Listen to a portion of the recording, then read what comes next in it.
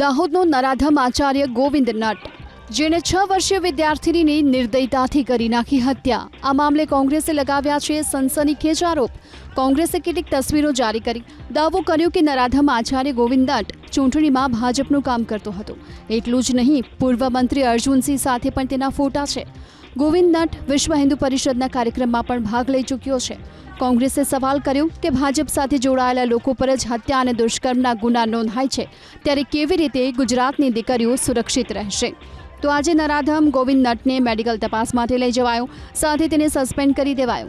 આચાર્ય ગોવિંદ નટની આ કરતૂતને લઈ તેના પર ફિટકાર વરસી રહી છે. લીમખેડા બાર એસોસિએશને ગોવિંદ નટનો કેસ ન લડવાનો નિર્ણય કર્યો. ગોવિંદ નટ દાહોદના તોયણી ગામની પ્રાથમિક શાળાનો આચાર્ય છે. તેના પર આરોપ છે શાળામાં ધોરણ 1માં ભણતી વિદ્યાર્થીની પર દુષ્કર્મનો પ્રયાસ કરવાનો. વિદ્યાર્થીનીએ બૂમાબૂમ કરતા તેનું ગળું દબાવી હત્યા કરી નાખી હતી.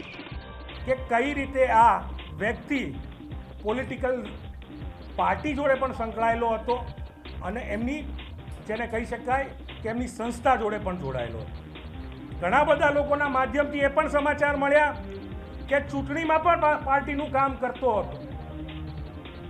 આ પ્રકારના વ્યક્તિને આ પ્રકારના સંસ્કાર કઈ રીતે મળ્યા અને આ જ પ્રકારના લોકો ભાજપમાંથી જ કેમ નીકળે છે સમજાતું નથી. સમાજની એકતા તોડવાનું જે કંઈ કામ કરે એવા કોઈ પણ વ્યક્તિને અમે વિશ્વ હિન્દુ પરિષદમાં રાખતા નથી અને એટલા માટે અમે એમને મુક્ત કર્યા. તેમને કોઈ કામ બતાવતા નહોતા.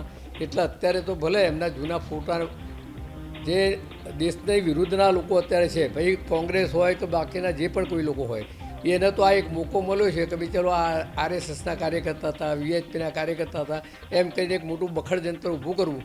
પણ અમે સ્પષ્ટ કહીએ છીએ, કદાચ એમને જે પણ કીધું હોય, પણ આવો કોઈ પણ કાર્યકર્તા હોય, વીએચપીનો હોય, સંઘનો હોય, કોંગ્રેસનો હોય, એને ફાંસીની સજા આપી દેવી જોઈએ તાત્કાલિક.